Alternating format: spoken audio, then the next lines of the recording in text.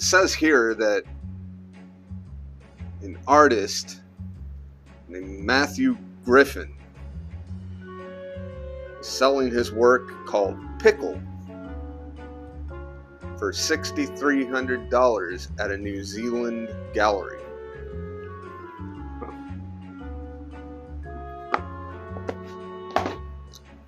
That must be some painting. Sculpture.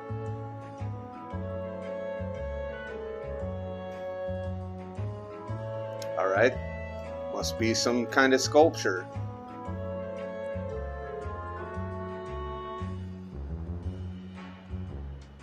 Wait a minute.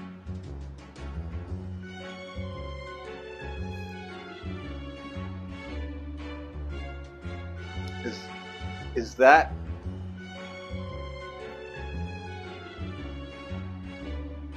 what I think it is?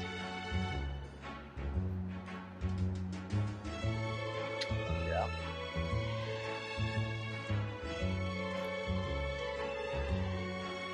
Is that a pickle from a McDonald's hamburger stuck to the ceiling of the art gallery with ketchup?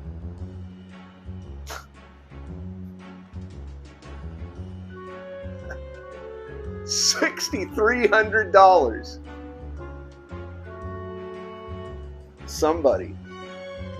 Somebody's gonna be dumb enough to buy that.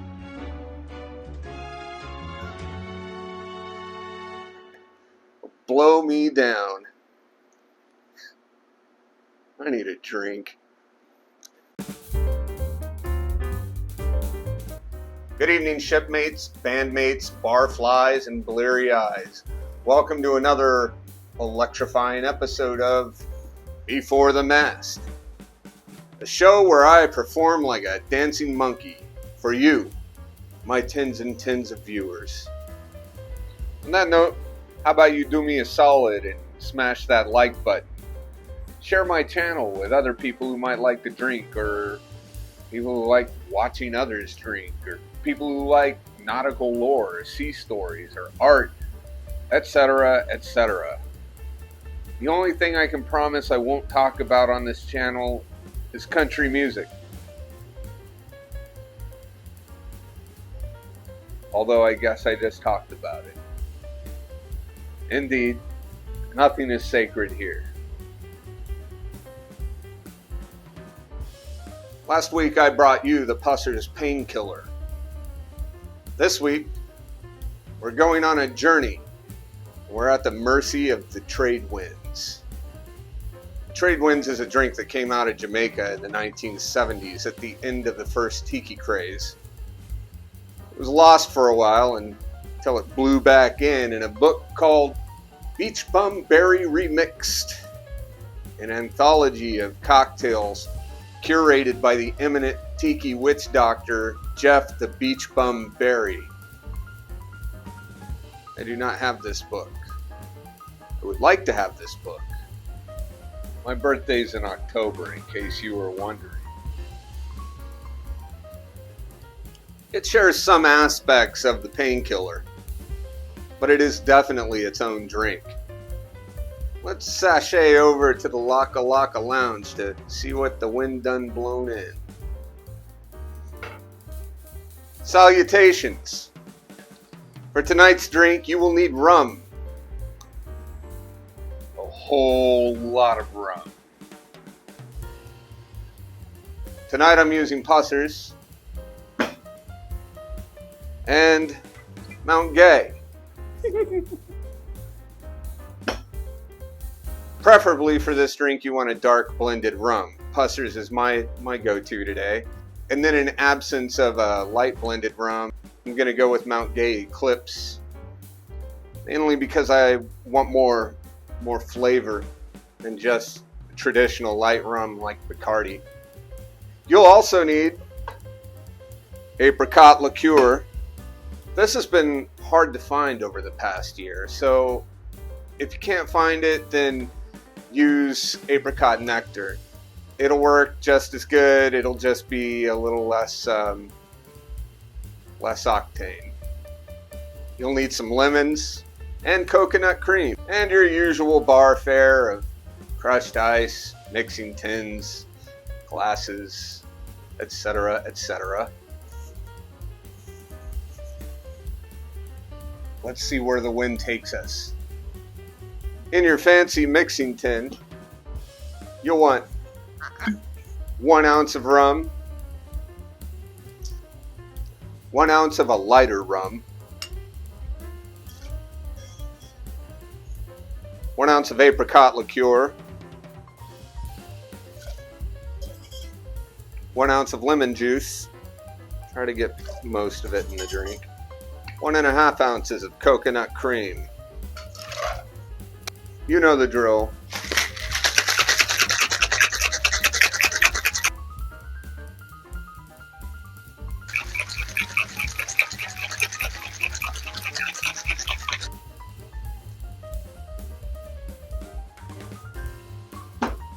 There it is.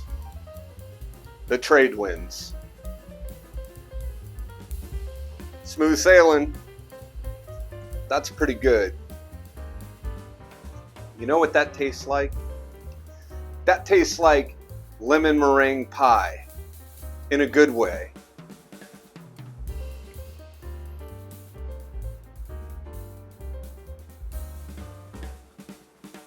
It's pretty damn good. This just in. Apparently 2 ounces of gin can be used instead of rum.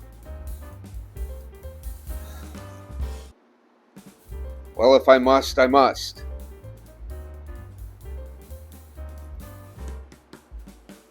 I guess I'll need to check both. You're lucky, see? Here at Before the Mast, we're all about compare and contrast. So let's try this drink with gin and see what happens. Just so happens, I have gin. So basically, you're just going to use 2 ounces of gin instead of all that rum. Of course, I'm using Tanqueray. It's a solid gin. 1 ounce of lemon juice, 1.5 ounces of coconut cream, apricot liqueur.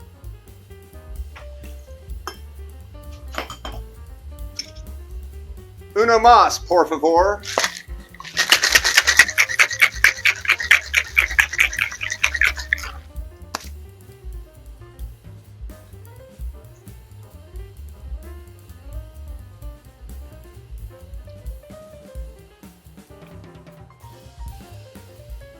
This may be sacrilege, but I might like the gin one better.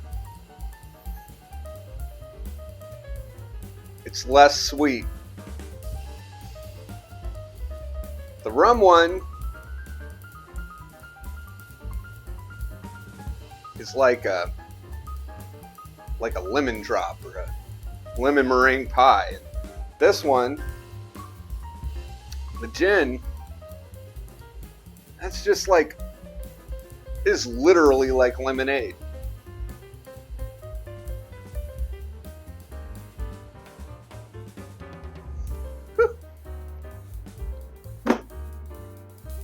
There you have it. But in the end, this is your baby. You rock it.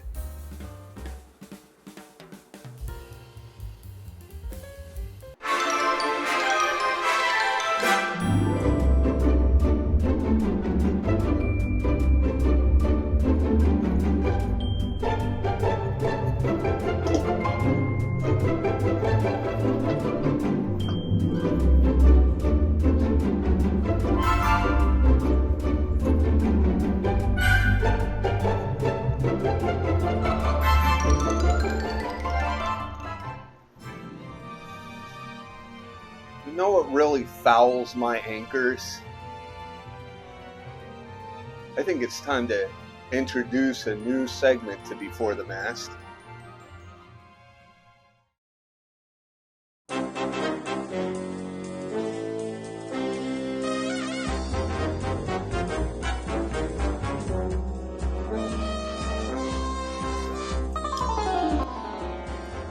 unfouls my anchors?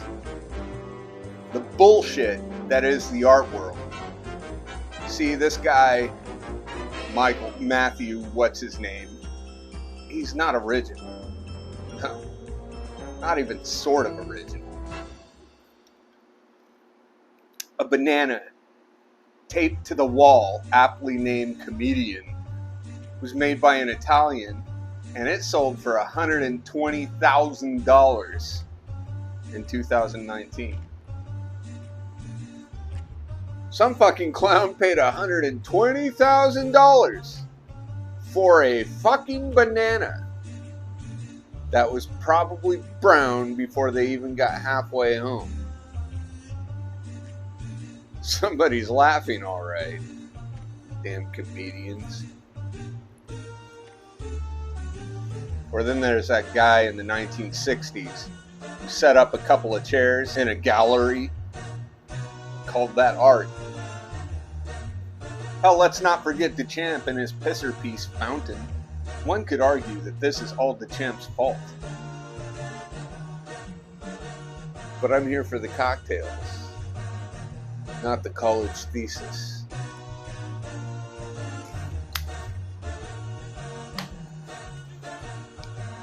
My point is, the artists who drive the clown car that is the art world are in fact artists. Con artists. They come up with creative ways that are low energy to execute, that will separate the uber rich from their hard-earned cabbage. Meanwhile, actual artists, you know, the ones who actually have to conceive of, plan for, and execute the art with their own hands, those guys, they slave away like dancing monkeys, banging cymbals together for chump change, all while having to field insulting inquiries like, "That's pretty expensive, can you lower the price?" "No, Clarence, I can't. I think $500 for something that I'm going to spend the next 100 hours of my life working on, and then spend more than half of that price on art supplies and shipping. Well, I think that's more than fair." Stingy fucking bastard.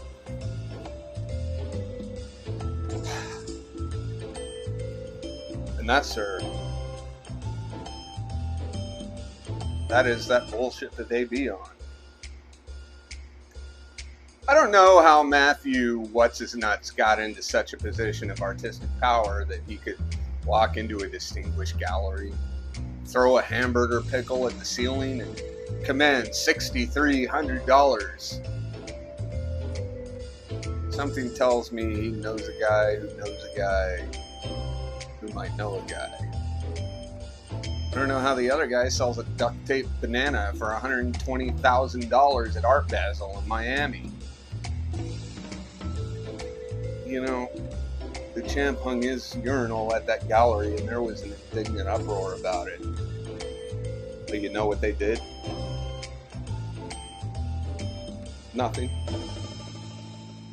They left it up. They left it up while railing against it. Maybe it was about free speech. I doubt it. I think they saw dollar signs. They saw that people were coming to their galleries to see this atrocity to the art world with their own eyes. And that evolved over 100 some odd years into the mentality of, you mean I can sell this 10-cent pickle for $6,000 and I'll get 40%? And the only work I'll need to do is wipe the ketchup off the ceiling? Many of my friends are well educated in art. Some may be watching this video yelling at their screen, "You don't understand!" But I do. Here's what I understand. This movement of conceptual art requires instructions. There are numerous articles in art journals and on websites that tell you how to think about conceptual art. I understand that if you need to be told how to think about something, then you're not looking at art. You're looking at a con. And the people who can pontificate about the deep meanings of a pickle on a ceiling are usually the marks. So that's what fouls my anchors this week. And now a toast to real artists. May we someday take back the art world. Cheers. What shall we do with the drunken sailor? What shall we do with the drunken sailor? What shall we do with the drunken sailor? Early in the morning. Way, hey, and up she rises. Way, hey, and up she rises. Way, hey, and up she rises. Early in the morning. Put him in the longboat until he's sober. Put him in the longboat until he's sober. Put him in the longboat until he's sober. Early in the morning. Way, hey, and up she rises. Way, hey, and up she rises. Way, hey, and up she rises. Oh, and to the con artists, get the hell off my art line.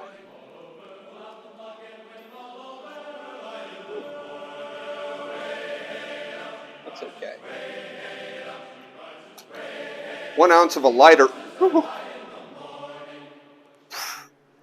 That could have been bad. 1 ounce.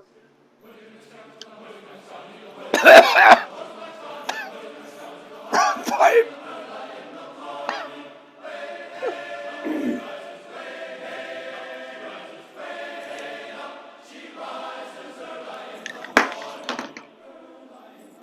Bob fucking Saget.